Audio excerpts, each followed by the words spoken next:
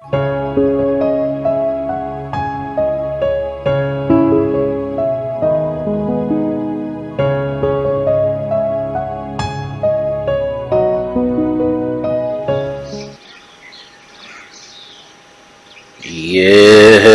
जगत सारा क्षणिक है और आत्मा एक नित्य है।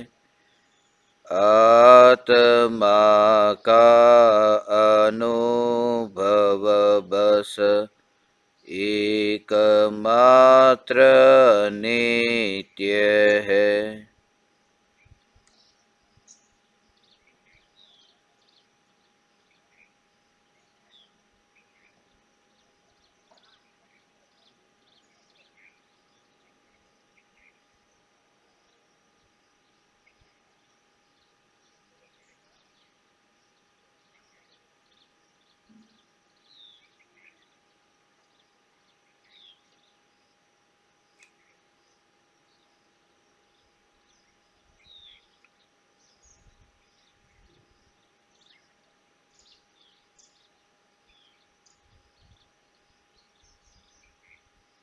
चैतन्य स्वभावी भगवान आत्मा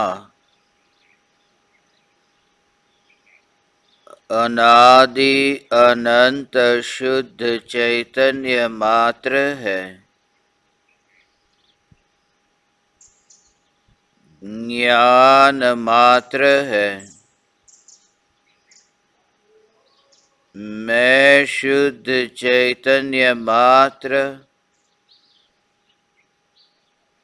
ज्ञान मात्र भगवान आत्मा हूँ। त्रिकाल शुद्ध चैतन्य परमात्मा हूँ।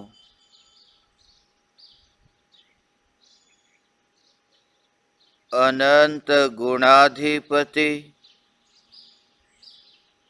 एक ज्ञायक देव हूँ। अगणित ज्ञेयों के प्रतिबिंबों से अप्रभावित ज्ञान पर्यायों में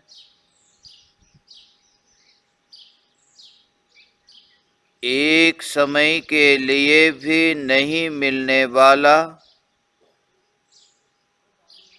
एक समय के लिए भी नहीं सिकुड़ने वाला त्रिकाल ध्रुव चैतन्य सत्ता मात्र भगवान आत्मा हूँ।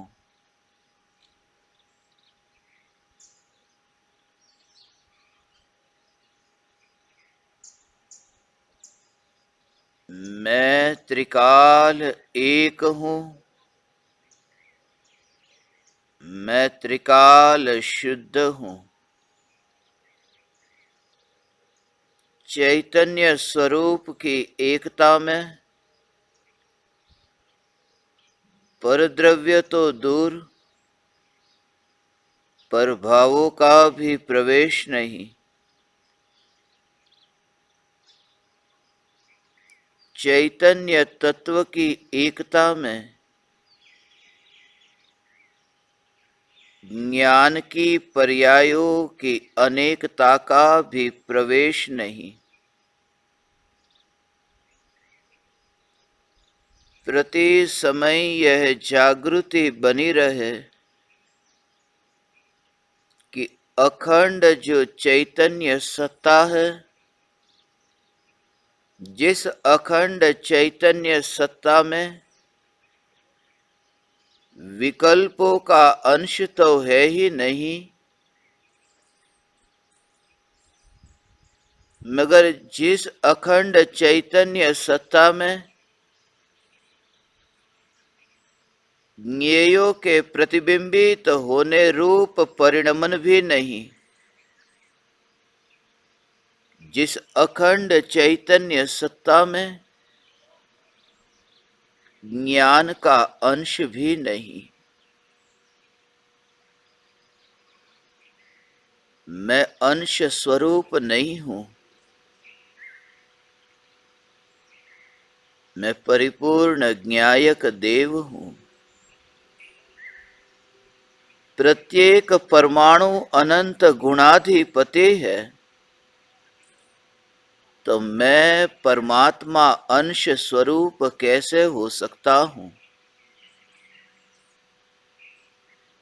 प्रत्येक परमाणु अपने स्वभाव में स्थित है, तो मैं चैतन्य परमात्मा इंद्रियों के परमाणुओं में स्थित कैसे हो सकता हूं?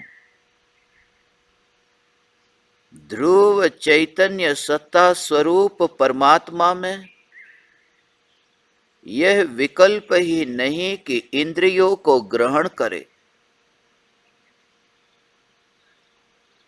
बालक की भांति दिगंबर है।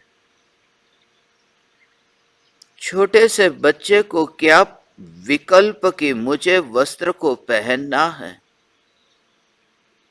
जिस ध्रुव चैतन्य सत्ता में कोई विकल्प ही नहीं है कि देह के परमाणुओं को मैं धारण करूं।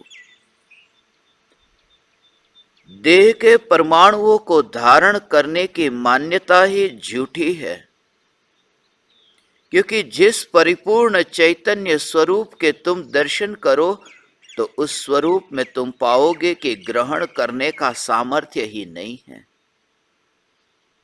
पर को कैसे ग्रहण करे जिसमें अपूर्णता नहीं है, जिसमें खालीपन नहीं है।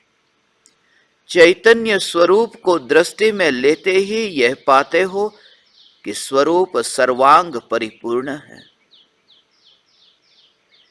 जहां दो गुणों के बीच में भी अवकाश नहीं है, जहां दो गुणों के बीच में भी भेद नहीं है, ऐसा अभेद एक गुणाधिपति ज्ञायक देव, जिस ज्ञायक देव की और प्रति समय दृष्टि बनी रहे।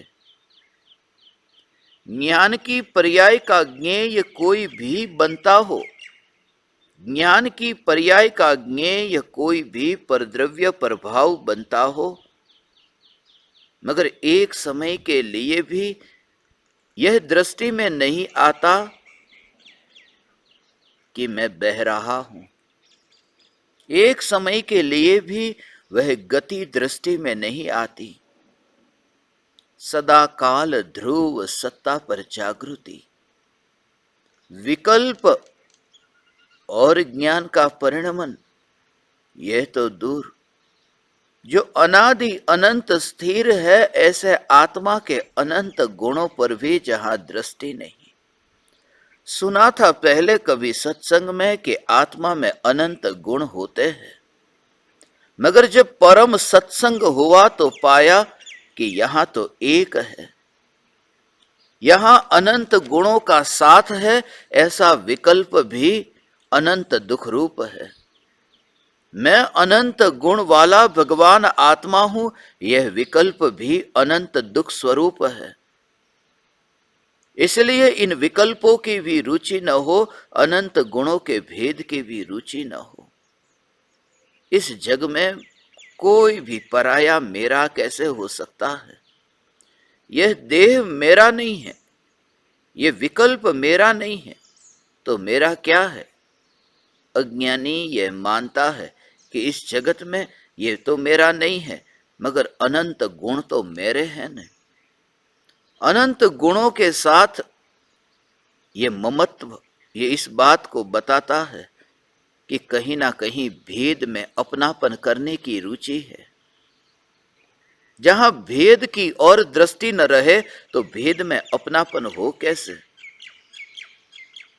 इसलिए अनंत भेद तो हो, मगर अनंत भेदों के साथ यह दृष्टि कि मैं अभेद हूं। ये ऐसा ही स्वरूप है जैसे ये देह के अनंत परमाणु। ये अनंत परमाणु, ये अनंत, ये अनेक है, मगर अनेक रूप ये अनंत परमाणु होने पर भी जैसे सम्यक दृष्टि को ये अनंत के भेद का विकल्प नहीं होता। रोटी के परमाणु शरीर में गए, विष्ठा के परमाणु शरीर से दूर गए। ये अनंत परमाणु का पिंड है। ये पिंड उसकी ओर दृष्टि नहीं, ये पिंड है, उससे कोई लेना देना नहीं। दृष्टि यह कि मैं अखंड हूं, दृष्टि यह कि मैं एक हूं। जैसे अनंत परमाणुओं के भेद होने पर भी दृष्टि में यह है कि मैं एक हूं, ऐसे ही अनंत गुणों के भेद होने पर भी सम्यक दृष्टि की दृष्टि में यह है कि मैं ज्ञायक देव एक हूं।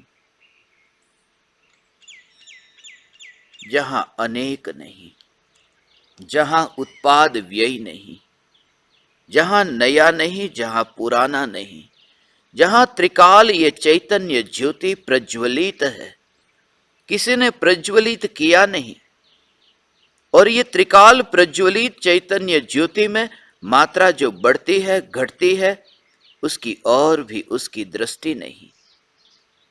ये ज्योति की मात्रा घटती हो और बढ़ती हो, ऐसी रुचि हुई कि संसार हुआ, ऐसी रुचि हुई कि उत्पाद और व्यय में रुचि ली, ऐसी रुचि हुई कि अनित्य में रुचि ली।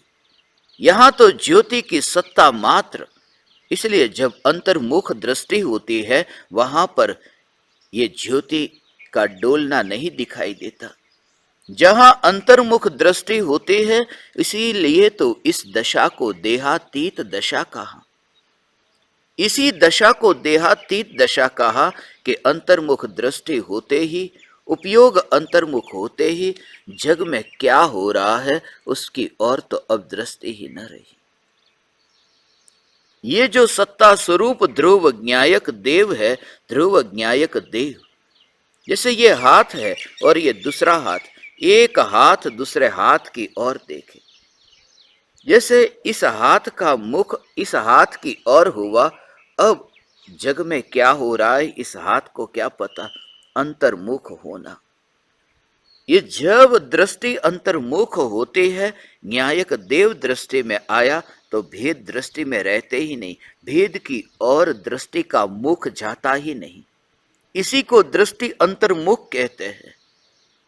फिर वहां कोई भी नहीं, कोई पराया नहीं, क्योंकि जहां अपने भी भेद नहीं वहां और किसी पराये की तो बात ही क्या। इसलिए भीतर में जाना ये अकेला, ये मार्ग बहुत बहुत छोटा मार्ग है, ये गली बहुत सिकुड़ी हुई है। यहां पर दो के लिए प्रवेश नहीं, यहां तो सिर्फ एक, सिर्फ एक, एक ही अंतर्मुख हो सकता है। कोई पराया तो नहीं, कोई पराया नहीं। इसका भाव बहुत सूक्ष्म है। जैसे 4 बजे निर्विकल्प अनुभूति हुई और 4 बजे दृष्टि अंतर्मुख हुई। 4:01 पर भी दृष्टि अंतर्मुख है, मगर 4:01 पर जो दृष्टि अंतर्मुख है वह दृष्टि की पर्याय कोई और है। 4:02 पर जो दृष्टि अंतर्मुख है वह दृष्टि की पर्याय तो और कोई है। ये प्रति समय दृष्टि अंतर्मुख रहती है, मगर दृष्टि में नया नयापन आता रहता है। दृष्टि में नयापन आता रहता है, मगर दृष्टि के विषय में नयापन नहीं आता। दृष्टि में उत्पाद व्यय होता रहता है, मगर दृष्टि का विषय तो ध्रुव रहता है। ये दृष्टि प्रति समय पलटती रहती है, भले ही सम्यक दृष्टि है। जैसे केवल ज्ञान की पर्याय शुद्ध है, मगर शुद्ध में परिणमन तो है। ऐसे ही दृष्टि निर्मल है, दृष्टि में इतना तेज है कि स्वच्छ स्पष्ट चैतन्य परमात्मा दिखाई देता है। रूप वाला नहीं, मगर अरूपी, क्योंकि अरूपी दृष्टि में आ सकता है। आंखों से दृष्टि में नहीं आता, इसलिए ही तो अरूपी दृष्टि में आता है। आंखों से दृष्टि में लेना हो तो फिर मर्यादा होगी, सीमा होगी, उस सीमा का उल्लंघन न होगा, क्योंकि रूपी के बाहर जाना न होगा। इसलिए अरूपी की और दृष्टि, ये दृष्टि का अंतर्मुख होना हुआ। ये एकमात्र ज्ञायक देव की और दृष्टि, एक समय की पर्याय में 4 बजे जो दृष्टि है वह त्रिकाली ध्रुव की ओर है। 4:01 पर दृष्टि त्रिकाली ध्रुव की ओर है, फिर 4:02 पर दृष्टि त्रिकाली ध्रुव पर है। रहस्य यह है कि जो 4 बजे की दृष्टि की पर्याय है, 4:01 की दृष्टि की पर्याय है वो 4:01 की दृष्टि की पर्याय 4 बजे आकर के 4 बजे वाली जो पर्याय है उसके साथ में मिलकर के अंतर्मुख नहीं हो सकती। मैं ये कहता हूं कि एक समय में एक ही पर्याय अंतर्मुख होती है, दो पर्याय अंतर्मुख नहीं हो सकती।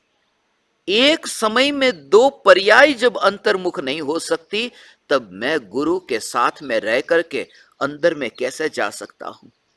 जब दो पर्याय भी एक साथ अंदर नहीं जा सकती, जब दो पर्याय एक साथ अंदर नहीं जा सकती, तब परद्रव्य को लेकर के मैं अंतर में कैसे जा सकता हूं। इसलिए ये मार्ग अकेले का मार्ग है। ये गली बहुत सिकुड़ी हुई है, यहां पर दो नहीं चल सकते, एक समय में एक ही चल सकता है। एक समय में एक ही पर्याय अंतर्मुख होती है और यात्रा करके आगे चली जाती है। वो वर्तमान से अतीत हो जाती है, जो अनागत है वह वर्तमान होती है। ये यात्रा चलती रहती है, मगर ये मार्ग ऐसा है, ये अकेले का मार्ग है। आज तक तुमने ये सुना है, ये मार्ग अकेले का मार्ग है, यहां कोई पराया साथ नहीं देता। यहां तो 4:01 की पर्याय भी कहती है, 4:01 की पर्याय भी ये कहती है कि हे 4 बजे की पर्याय, तू पहले मर जा, उसके बाद मैं आती हूं। तेरे मरे बिना मेरा आना नहीं हो सकता, क्योंकि जिसमें तू लीन होती है वह तो स्वीकार ही नहीं करता कि दो उसके अंदर आए एक समय में। इसलिए तो अभेद होना होता है। हाथ एक है और यहां दृष्टि ऐसी कि अंतर्मुख हुई कि अभेद होना हुआ, वरना बहर बिखेर होना होता, वरना वहां पर विवाद होता कि कौन ज्यादा उसकी स्पर्श ना करे, कौन ज्यादा स्पर्श ना करे।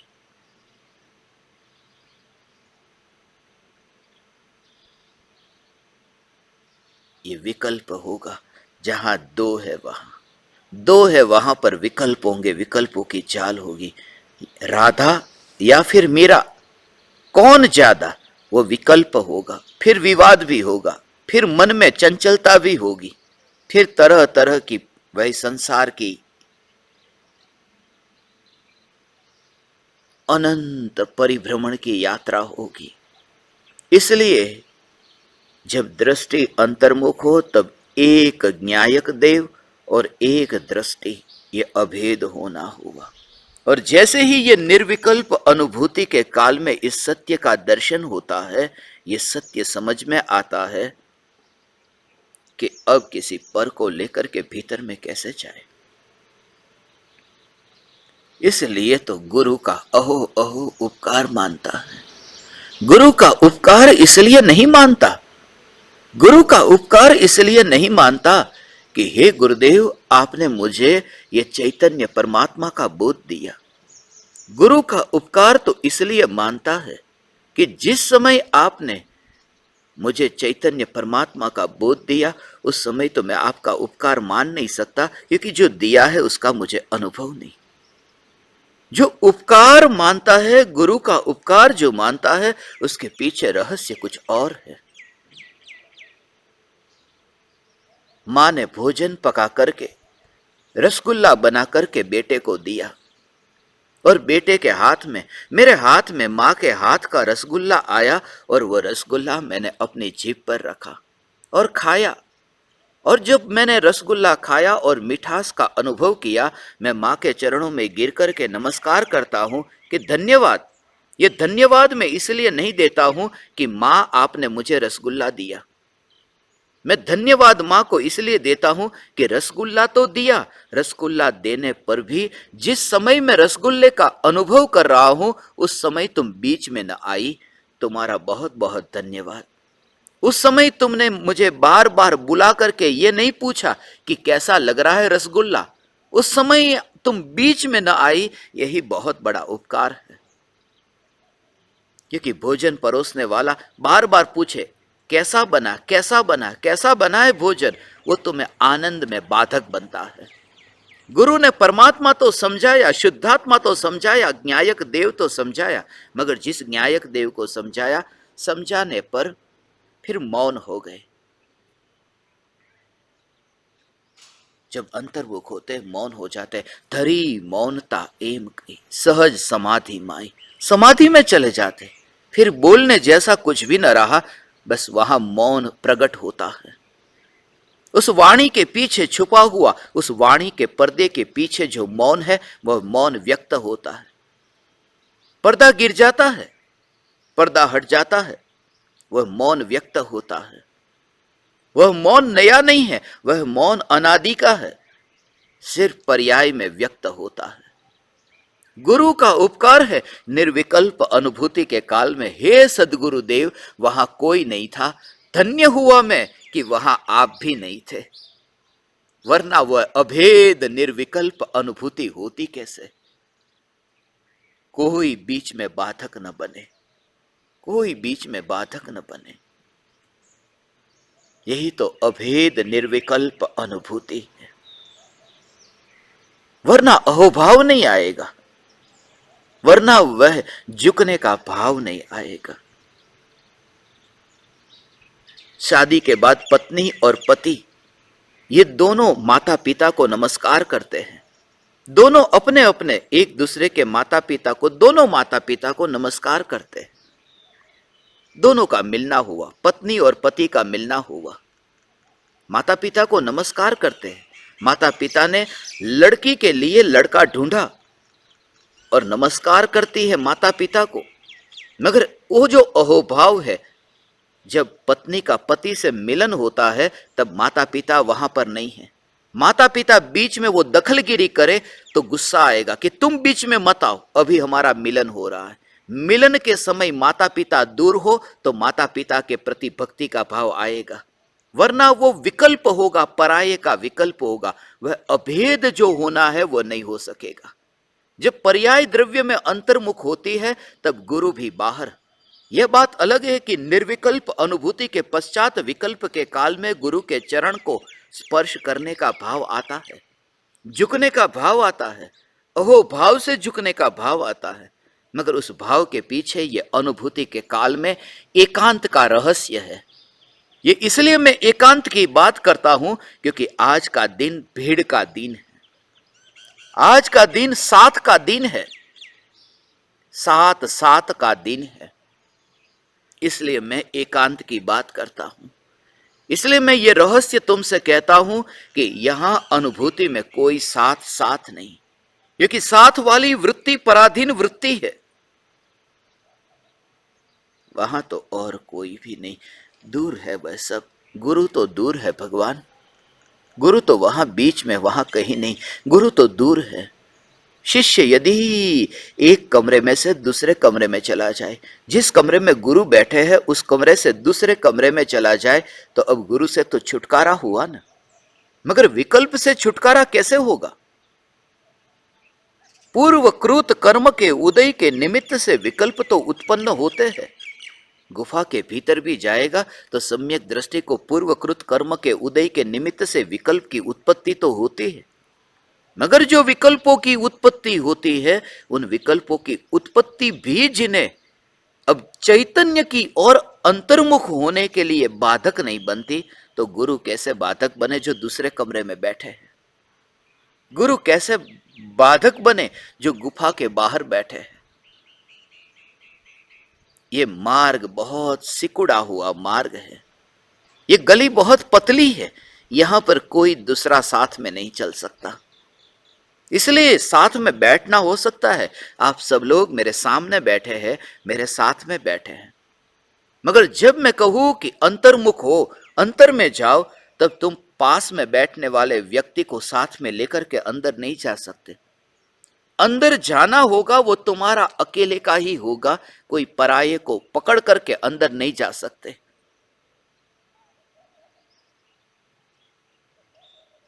इसलिए ये कहा ये मार्ग अकेले का मार्ग है। और दुखी मत होना, यही वस्तु का स्वरूप है कि जिस गुरु ने मुझे चैतन्य की पुकार करके ये भगवान आत्मा दिया, वह गुरु साथ में न रहे, उसी में ही भलाई है। जिस माँ बाप ने मुझे पति को चुनकर दिया, वह माँ बाप मैं पति के साथ जब रहती हूं तो मेरे साथ क्यों नहीं रहते? माँ बाप को मायके लेकर के वह लड़की क्यों नहीं जाती? माँ बाप को छोड़ करके जाती है। रोती तो बहुत है कि अरे माँ बाप छूटते हैं, कितनी रोती है कि माँ बाप से मैं विदा हो रही हूं, मगर रोने के पीछे भी आनंद है। और माँ बाप भी रोते हैं कि बच्ची की, लड़की की विदाई हो रही है। रोने के लिए शादी की है, रोने के लिए लड़का ढूंढा है, उस रोने में भी आनंद है। लड़की छूटती तो है मगर छूटने में भी आनंद है। लड़की छूटती है उसमें भी आनंद है। ज्ञानी की दशा ऐसी है। गुरु से छुटकारा होता है, रोना तो होता है। गुरु से विदा होता है, रोना तो होता है, मगर भीतर में आनंद है। ज्ञानी को व्यवहार छूटता तो है, मगर वह व्यवहार का छूटना, वह आनंद, उसमें गंभीरता है, उसमें अहोभाव से ऐसी गंभीरता है कि छूटना तो होता है, मगर छूटने के साथ में, वहां रोने के साथ में, वहां आनंद है। यदि कोई मजाक वाला लड़का हो, लड़की का बाप, लड़की की मां रो रही है कि अरे बेटे की विदाई हो रही है, और कोई दामाद उस लड़की को वहां पर कहे कि आपकी बेटी को मैं लेकर के जा रहा हूं, आप रो रहे हैं, तो ये रही आपकी बेटी, मैं छोड़ करके जाता हूं, रखो अपने पास में, आप रोते हो ना। थोड़ी देर वहां पर सब लोग हंसेंगे, मजाक का वातावरण हो जाएगा। मगर वो लड़का यदि जिद पकड़ ले कि नहीं, तुम रोते हो तो मैं आपकी लड़की को लेकर के ही नहीं जाऊंगा, लड़की के बाप को फिर गुस्सा आएगा। तुम्हें मेरी बेटी को लेकर के जाना होगा और हम रोएंगे और तुम्हें हमारी बेटी को लेकर के जाना होगा, मगर हमसे रोना बंद न होगा और तुम्हें लड़की को लेकर के जाना होगा। शिष्य की आंख में अश्रु होते हैं गुरु से जब विदा होता है। इतना कठोर और पत्थर दिल नहीं होता, हृदय में कोमलता है, क्योंकि अभी गजपंथा की सिद्धशिला पर बैठा है, लोक के अग्रभाग की सिद्धशिला पर नहीं। इसलिए गुरु के सामने जब वह झुकता है, गुरु से विदा होता है, तो आंखें गीली होती है, मगर अंतर में यह जागृति रहती है कि यही प्रक्रिया है लड़की की विदा होने की, माँ बाप से विदा होने की, गुरु से विदा होने की। शिष्य की यही विधि है। हे ज्ञान दीपक, ये एकांत का मार्ग है, यहां भीड़ न होगी। दृष्टि जब अंतर्मुख हो तब तुम्हें यह जागृति कि वहां कोई पराया नहीं, क्योंकि किसी भी पराये की चाहना ही अपनी कमजोरी का स्वीकार है। और जिसने स्वयं को कमजोर माना, उसने न्यायक का अपमान किया। हे गुरुदेव, आपके बिना मेरा कार्य नहीं होगा, ऐसा जिसने माना, ऐसा जिसने माना, बोला नहीं, ऐसा जिसने माना, उसने न्यायक को कमजोर माना। और जो न्यायक को कमजोर मानता है, वह व्यक्ति न्यायक का अपमान करता है। वह व्यक्ति न्यायक का अपमान करता है, और न्यायक का अपमान करके कोई मोक्ष नहीं चाहता। मोक्ष तो दूर, मोक्ष मार्ग पर भी नहीं चाहता। न्यायक का अपमान नहीं। हे ज्ञान दीपक, न्यायक का अपमान मत करना, यह मान करके कि गुरु के बिना मेरा काम न चलेगा। और जिस गुरु ने तुम्हें चैतन्य परमात्मा की पुकार सुनाई, उसके बिना भी जब तुम्हारा काम हो सकता है, उसके बिना भी नहीं, उसके बिना ही तुम्हारा काम हो सकता है। क्योंकि जब तुम अंतर्मुख होते हो, तब वह होते नहीं है ऐसा नहीं, वह होते ही नहीं है। जहां तुम हो वहां वे नहीं है। ये निर्विकल्प अनुभूति, ये स्वसंवेदन प्रत्यक्ष अनुभूति में ये रहस्य खुलता है। देह होने पर देहातीत दशा, इसी को तो कहा कि अनंत परमाणु है न मगर नहीं है, गुरु है न मगर नहीं है, क्योंकि दृष्टि अंतर्मुख है। इसलिए तो सहजता से मुक्ति के मार्ग पर यात्रा होती है, कोई विघ्न नहीं आता। इस मुक्ति के मार्ग पर कोई कांटे कंकड़ नहीं आते, क्योंकि परिणति ऐसी सहज होती है, कुछ करना नहीं पड़ा, कर्तृत्व का बोझ नहीं होता है, इसलिए सहजता है। विकल्प करके मुक्ति के मार्ग पर नहीं चलता, वह परिणति सहज मुक्ति के मार्ग पर चलती है। वह परिणति सहज ही न्यायक देव की ओर दौड़ती है, वह सहजता है। हे ज्ञान दीपक, ये सहजता। जहां भी तुमने दूसरे का साथ चाहा कि बस, इसलिए मैं आज जो तुमसे कहता हूं, मैं ये नहीं कहता हूं कि अभी तुम अपना मोबाइल फोन कंप्यूटर बंद करके तोड़ दो, बेर बिखेर कर दो, तुम मुझे देखो मत, मैं ये नहीं कहता। मैं ये कहता हूं तुम्हारे भीतर ये विचार की धारा शुरू हो, तुम्हारे भीतर इस विचार की धारा शुरू हो कि सत्य तो यही है कि ये मार्ग अकेले का मार्ग है, और इस मार्ग में तुम अकेले हो, इस मार्ग में तुम अकेले हो। अकेले से स्वयं को कमजोर मत समझना, अकेले में स्वयं को कमजोर मत समझना। तुम अकेलेपन में भी तुम पूर्णता देखना, एकता देखना।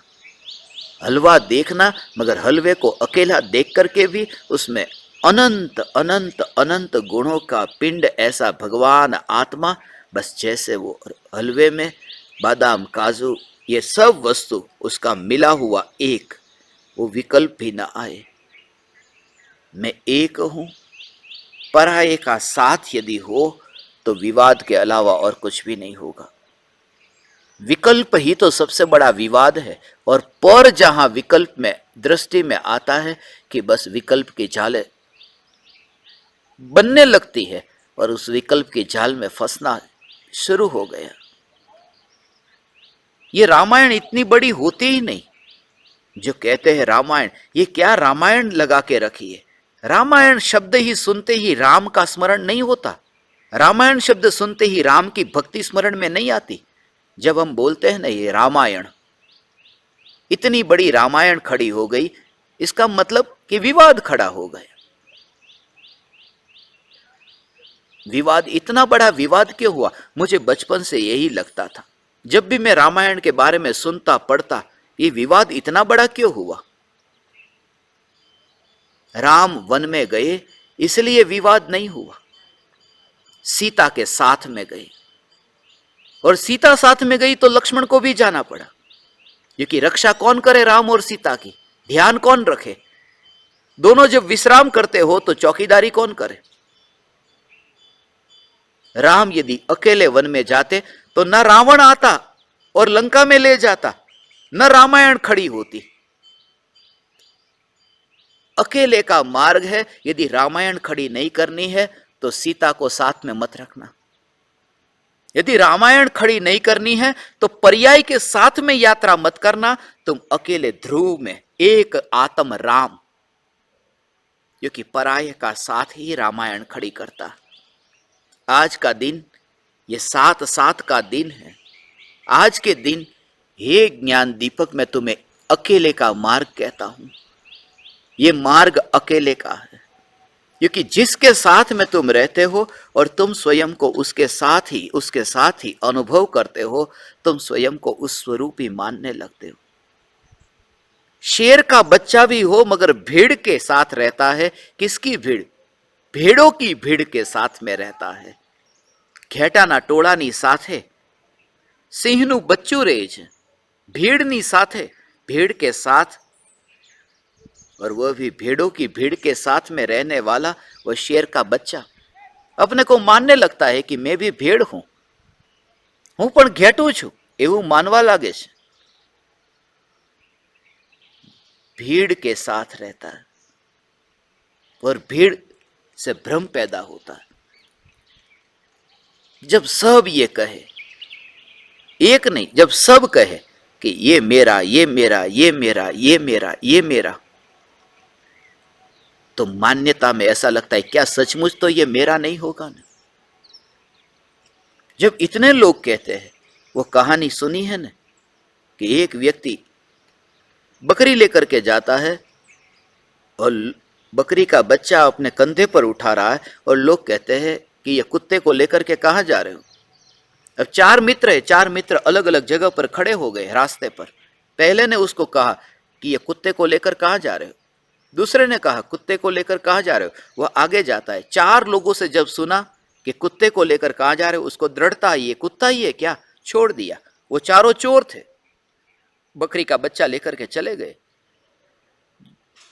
चार लोगों के बोलने से ये मान्यता में कि बस ये कुत्ता तो नहीं है ना, और छोड़ भी दिया। हमारा भी ऐसा है। इसलिए मुनिराज गृहस्थों की संगति से ऐसे दूर रहते हैं जहां ये कोलाहल होता है, धन मेरा, रुपये मेरे, गाड़ी मेरी, पैसा, ये सब जो कोलाहल होता है उससे दूर रहते हैं कि कभी भूतकाल की याद भी ना आ जाए। हे ज्ञान दीपक, ये एकांत का मार्ग है, ये चैतन्य स्वरूप एकांत का मार्ग है। इस मार्ग में दूसरे कोई साथ में नहीं होते, कोई साथ में नहीं होते। मुनिराजों का संग होता है मगर मुनिराज संघ में साथ में नहीं होते, एकांत में होते। अरे मुनिराज तो कितने, 700 मुनिराजों का संग और साथ में नहीं, सब अपने अपने में। और 700 मुनिराज तो अभी यहां 7 राज्यों की यात्रा पार करके जहां लोक के अग्रभाग पर अनंत सिद्ध है, साथ में है, एक दूसरे में है, मगर फिर भी अपने अपने में है।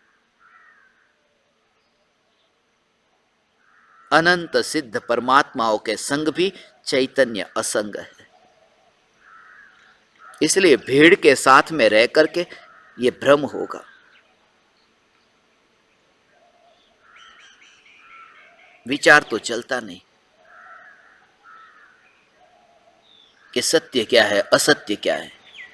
इसलिए हिटलर के बारे में कहता हूं ना कि हिटलर ये करता था ना कि 10,000 लोगों की भीड़ में 10 लोग जो अपने हैं, उसके खास है, उसको वहां पर अलग अलग जगह पर खड़ा कर देता और अलग अलग जगह पर खड़ा करके वो इशारा करता कि ताली बजाओ, कि 10 लोग ताली बजाए और 10,000 की भीड़ ताली बजाती। हमारा भी ऐसा ही है। तुम भी सभा में बैठे हो, एक ने ताली बजाई, तुम भी बजाने लगते हो। 100 की भीड़ नहीं, 10,000 की भीड़ में भी ताली बज जाती है। हिटलर बहुत होशियार था, इसलिए वो हिटलर था। जहां भीड़ ये कहती हो, उस भीड़ से दूर रहना। विकल्पों की भीड़ ये कहती है घर मेरा, पुत्र मेरा, पत्नी मेरा, परिवार मेरा। विकल्पों की भीड़ कहती है आत्मा के अनंत गुण मेरे।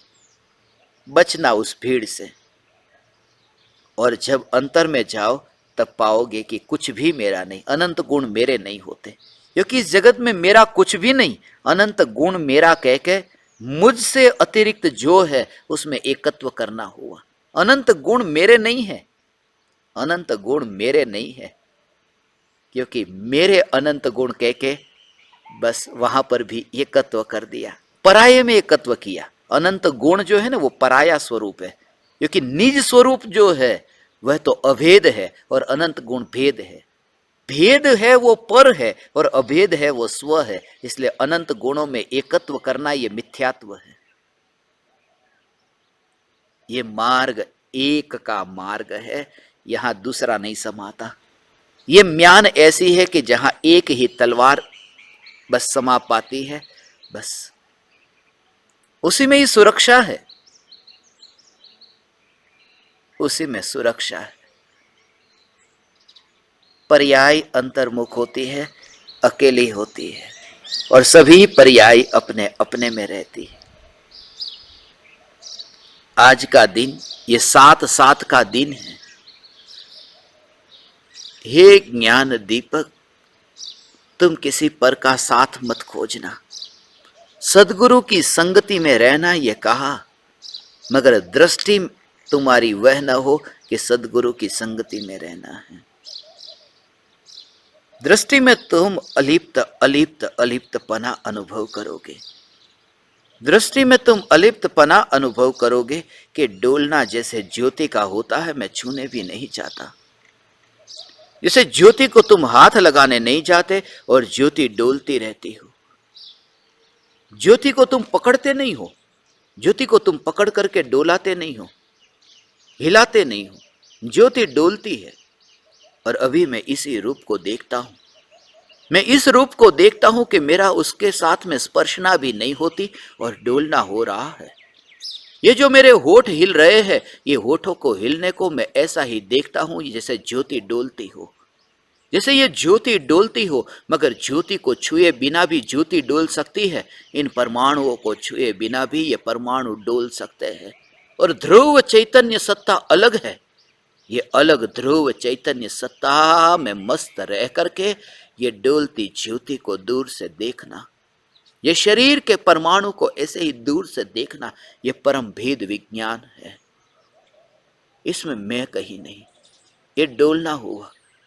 पानी को तो छुए बिना भी पानी बहता है। गंगा को मैं छूता नहीं हूं, मगर गंगा तो बहती है।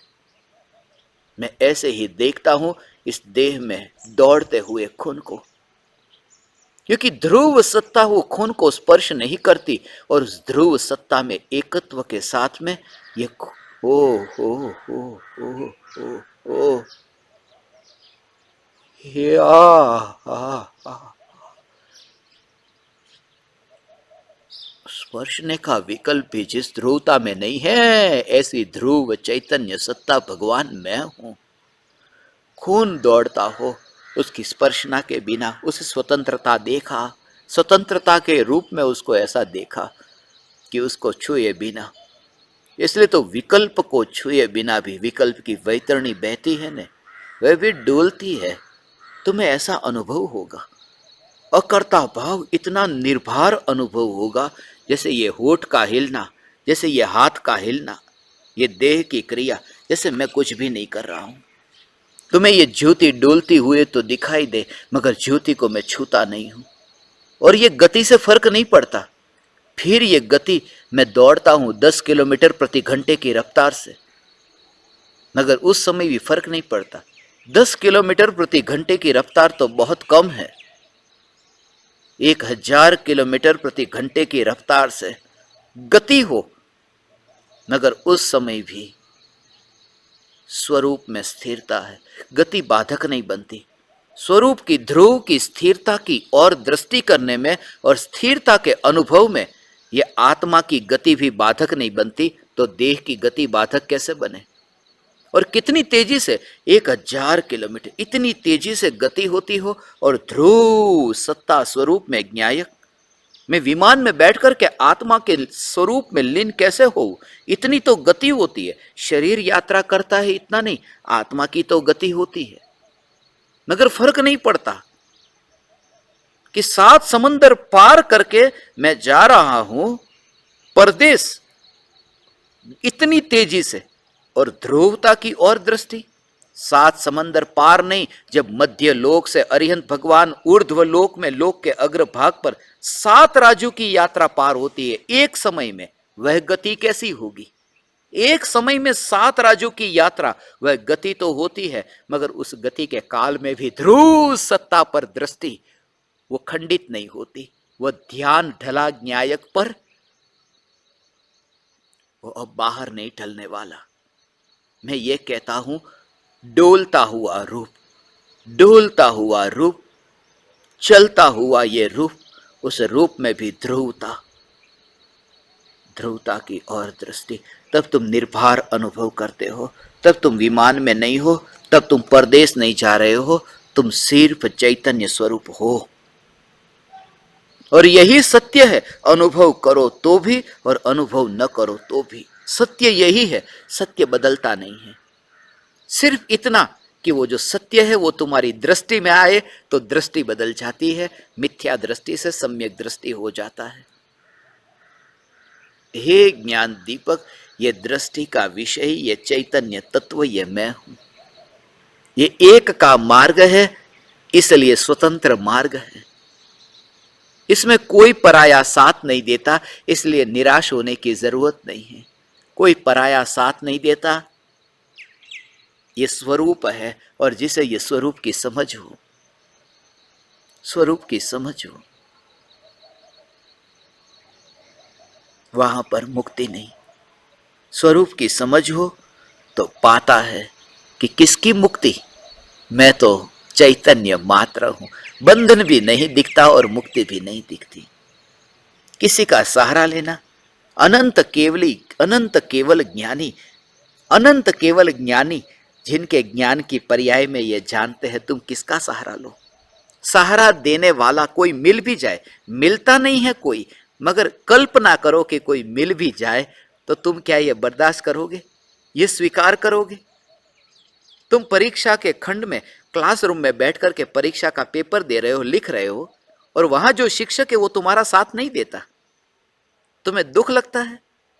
और वहां सीसीटीवी कैमरा हो और वो शिक्षक तुम्हें कहे मैं तुम्हें मदद करने आऊं, तुम सामने से कहोगे दूर रहो, नहीं चाहिए कोई मदद। सीसीटीवी कैमरा है, फंस जाऊंगा तो मैं ही फेल होऊंगा और आप भी फंसोगे, मुझे आपकी सहायता नहीं चाहिए। क्योंकि सीसीटीवी कैमरा लगा है, तुम ये बेईमानी नहीं कर सकते, क्योंकि परीक्षा है। और अंतर्मुख होना ये तो परीक्षा है, ये प्रैक्टिकल परीक्षा है, ये प्रयोगात्मक परीक्षा है, थियोरी वाली, लिखने वाली नहीं। ये लिखने वाली नहीं है, ये लखने वाली प्रयोग है, ये परीक्षा है। लिखने में तो थियोरी है, लखने में प्रयोग है, ये प्रैक्टिकल है। तब किसी पर का साथ कैसे चाहोगे? और वहां एक कैमरा नहीं लगा, अनंत केवल ज्ञानियों के, एक पर्याय का नहीं, अनंत पर्यायों का कैमरा लगा है। मैं ऐसा अपराध, ऐसी बेईमानी नहीं चाहूंगा कि अंतर्मुख होते समय मैं गुरु को कहूं कि मेरे साथ रहना। हे ज्ञान दीपक, गुरु का साथ इसमें मत मांगना। हाँ, मुझे उपदेश दो, मुझे आपका उपदेश चाहिए, आपके बिना ये उपदेश कौन देगा? आपके बिना मुझे चैतन्य की पुकार कौन सुनाएगा? ये ठीक है, मगर आप नहीं होंगे तो मैं अंतर्मुख कैसे होऊंगा? ये बात बिल्कुल सरासर झूठ है कि आपके बिना मैं अंतर्मुख कैसे होऊंगा, क्योंकि जिसने पाया उसने तो पाया आपके बिना ही अंतर्मुख हुआ हूं, आपके साथ में नहीं। मैं यही भावना पाता हूं कि तुम इतने स्वतंत्र स्वयं को अनुभव करो भगवान, तुम स्वयं को इतना स्वतंत्र अनुभव करो, तुम्हें यह एहसास हो कि अब पराया नहीं, साथ नहीं। क्योंकि साथ वाली वृत्ति पराधीन वृत्ति है, नरक में जाने की तैयारी नहीं है, निगोद की तैयारी है। गुरु के बिना मेरा कार्य होगा नहीं, इस मान्यता से निगोद है। क्योंकि गुरु के बिना मेरा कार्य नहीं होगा, यह मान्यता मिथ्यात्व है और मिथ्यात्व का फल निगोद है। किसी के पेट में चाकू घुसा दिया, उसका फल तो नरक है। मगर मिथ्यात्व, इसका मतलब 5 पाप जो है उसका फल तो नरक है, मगर मिथ्यात्व नाम का जो महापाप है, पाप का बाप है, उसका फल है वो निगोद है।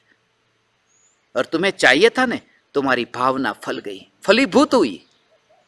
तुम्हें चाहिए था ने साथ किसी पराये का, पत्नी का, पति का, बेटे का, माँ बाप का, या फिर हो गुरु का, तुम्हें साथ चाहिए था ने, जाओ तुम्हें साथ मिला।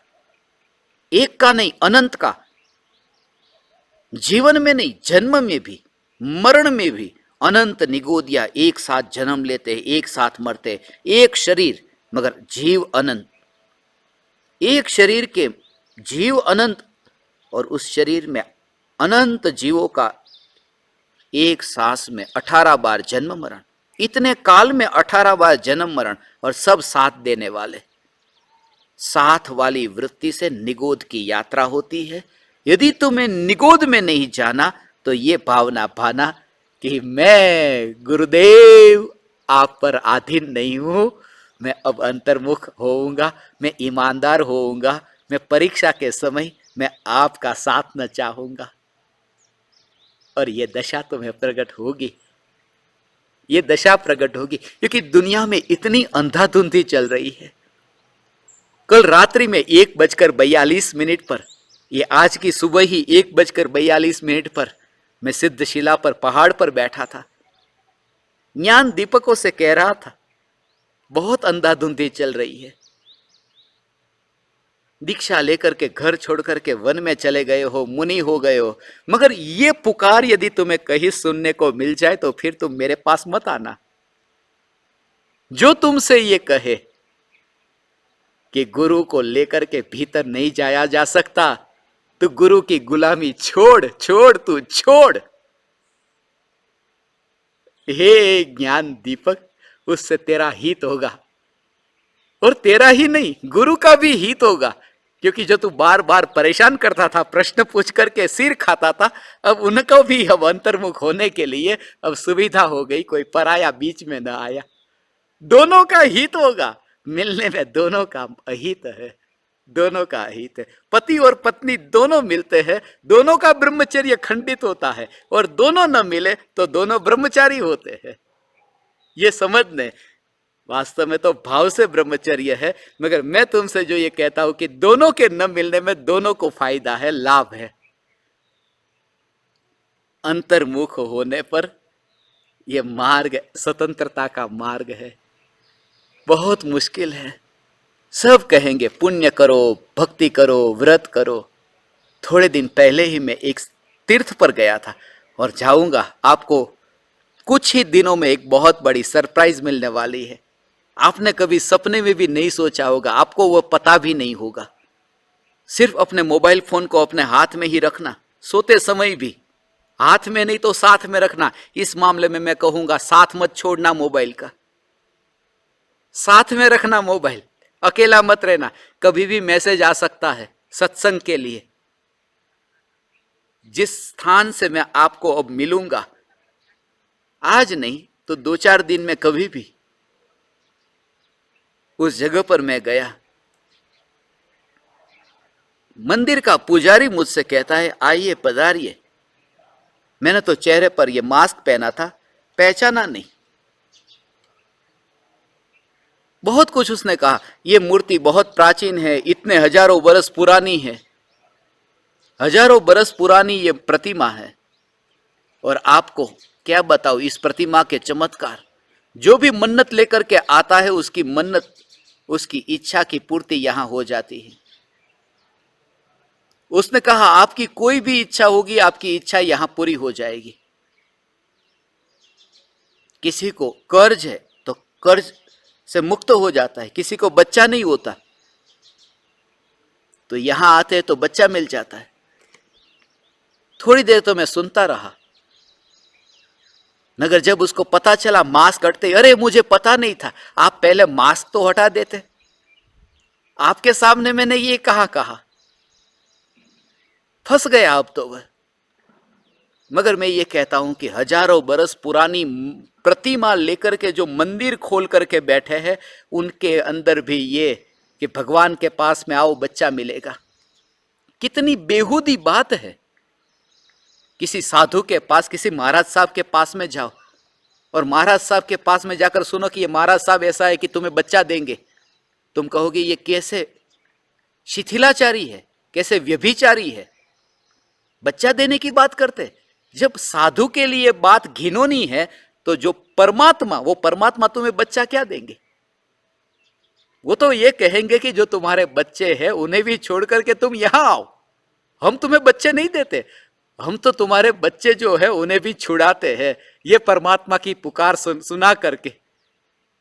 हे ज्ञान दीपक, मेरे पास कोई ऐसा चमत्कार नहीं कि तुम्हारा कर्ज से छुटकारा हो, तुम्हें बच्चा हो, तुम्हारा व्यापार ठीक न चलता हो तो ठीक चलने लगे, तुम्हारा सब घर संसार ठीक चले। क्योंकि मैंने देखा है संसार उसका ही नाम है जो कभी ठीक नहीं हो सकता। मैं कैसे ये वादा करूं तुम्हारा संसार ठीक चलेगा? इसलिए मैं ज्ञान दीपकों से कहता था, हजारों लोग मेरे पास में आए और गए। जब पहले दिन सुनते हैं उन्हें लगता है कि ये बात तो कभी सुनी नहीं, मगर फिर आकर के चले जाते हैं। इसलिए क्योंकि झुकने की कला नहीं आती, अक्कड़ता ऐसी रहती। और जिन ज्ञान दीपकों के साथ में बैठा था, रात रात भर मैं बैठने को तैयार हूं। मैंने कहा था मैं इसी सिद्धशिला पर, इसी पहाड़ पर, इसी वन में, जंगल में मैं पूरी रात बिताऊंगा।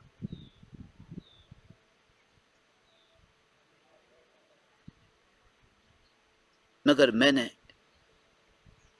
पता ही नहीं चला। लगातार जब मैं उनको बोध दे रहा था, समझा रहा था, पता नहीं चला कैसे ये समय बीत गया। अभी बैठे और रात को 1:42 पर ही घड़ी पर ध्यान गया।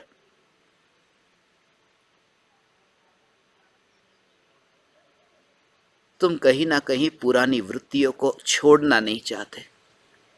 वो पुरानी जो वृत्ति है ना, हाथ में कोई थोड़ा धागा बांध दो। धागा नहीं बोलते, हमने सब अलग अलग नाम दे दिए। रक्षा पोटली, श्वेतांबरों को पता होगा, जो देरासर में जाते हैं, रक्षा पोटली वाले महाराज साहब के पास में जाओ, सिर के ऊपर डालते हैं, कोई भभूति डालते, कोई राख डालते हैं, कोई वाक्षेप डालते हैं। नाम नए नए दे दिए, मगर वही कचरा भीतर में पड़ा है कि कुछ तुम्हारा भला हो जाएगा। खोजना ऐसे पुरुष को जो कहे कि मुझे खोज करके भी तुम मुझे भूल जाना। परम कृपालु देव और गुरुदेव के प्रति इसी वजह से तो अहोभाव है, समर्पण भाव है।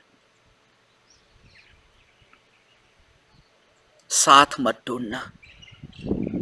इसलिए कहता हूं कि यदि तुम्हें बहुत ऐसी इच्छा होती हो कि जब मैं मुनि हो जाऊं और तब तुम भी मुनि हो जाओ, क्योंकि साथ में तुम चलोगे, साथ मत खोजना। ये साथ वाले ही तो 4000 नरक में गए। राजा ऋषभदेव के साथ में दीक्षा लेने वाले, साथ में ही उन्होंने ली तो मुझे लेनी है, साथ चल दिए। साथ मत चलना। आज का दिन साथ का दिन है, मगर साथ का दिन होने पर भी मैं तुम्हें साथ से मुक्त कराना चाहता हूं। किसी पराये का साथ नहीं।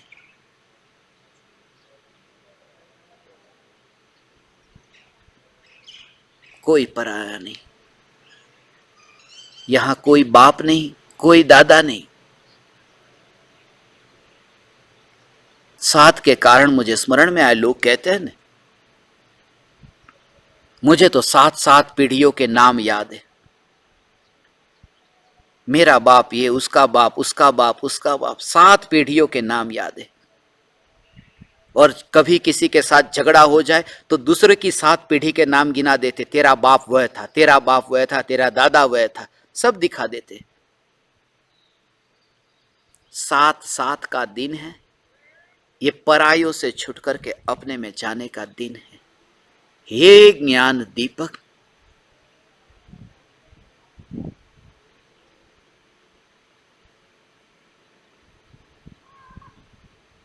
सात बलभद्र की निर्वाण भूमि,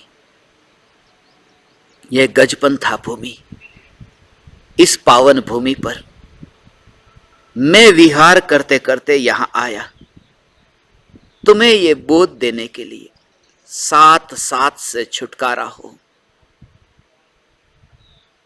अभी मेरा ध्यान गया, 7 तारीख है, 7वां महीना है, 7:07 पर मैं तुमसे ये कहता हूं,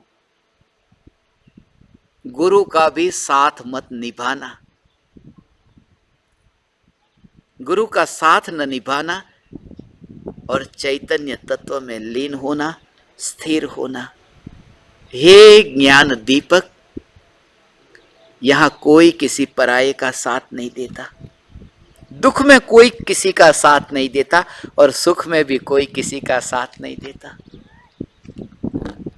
एक ही है जो दुख में मेरा साथ देता है, मगर वह भी साथ कहां देता है, साथ छोड़ देता है। मित्र तो सब साथ छोड़ देता है तो इतना दुख नहीं होता। आश्चर्य तो तब होता है जब आंसू भी छोड़कर चले जाते हैं। कौन किसका साथ देता है यहां उम्र भर, आंसू भी छोड़कर चले जाते हैं, आंखों को छोड़कर। जब तक दुख नहीं आया तब तक साथ निभाया, दुख आया कि छोड़कर चले गए। मतलब कि इस दुनिया में कौन किसका होता है। परछाई भी साथ छोड़ देती है जब अंधेरा होता है। उजाला था तब परछाई रही, अंधेरा हुआ कि कहां गई परछाई पता नहीं। जो साथ निभाने वाली थी वह साथ में नहीं रहती। यहां कोई किसी को साथ नहीं देता। सुख दुख का जो साथी है वही अपना है। जब अनंत दुख निगोद में था और अनंत सुख मोक्ष में होगा, उन दोनों अवस्थाओं में जो रहा है टिक करके वह ध्रुव है, वह मैं हूं। लोक में कहते हैं ना, सुख दुख में साथ देने वाला ही अपना होता है। मैं ये कहता हूं निगोद के दुख में और सिद्धों के सुख में जो टिक करके रहा वह न्यायक देव, यही मैं हूं। सुख दुख में साथ में रहने वाला ही अपना होता है। हे ज्ञान दीपक, आज अवसर मिला, आज तुम नाचो, आज तुम आनंद भोगो, एकांत में है। ये नृत्य होगा मगर ये नृत्य एकाकी नृत्य है, यह कोई दूसरा नहीं होगा, ये एकाकी नृत्य है। प्रति समय यह जागृति, मैं चैतन्य परमात्मा तत्व एक हूं, जिसका कोई साथी नहीं, जिसका कोई संगी नहीं। मैं चैतन्य परमात्मा एक हूं, जिसमें गुणों के भेद का विकल्प नहीं, जिसमें गुण के भेद नहीं। ऐसा मैं चैतन्य परमात्मा बहुत विराट हूं, अंश स्वरूप नहीं हूं। पर्याय से हट करके बाहर निकलो तो पता चलेगा, पर्याय से मुक्त हो तो पता चलेगा।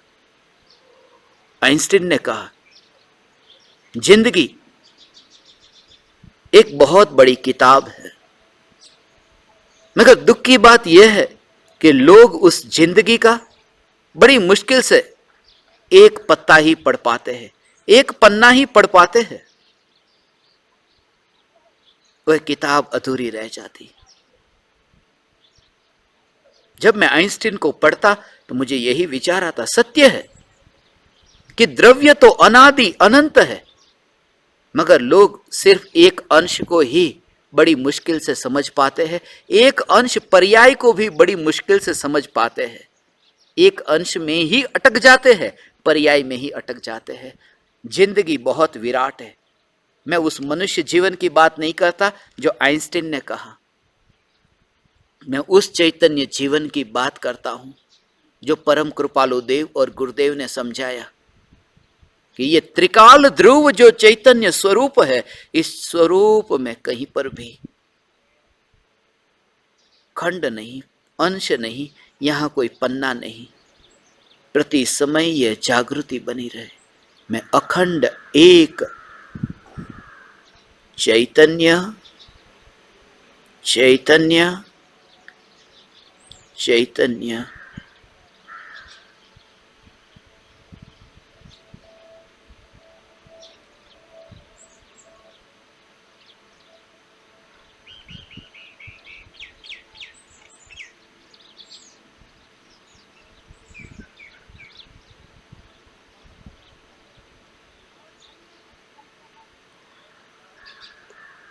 ओ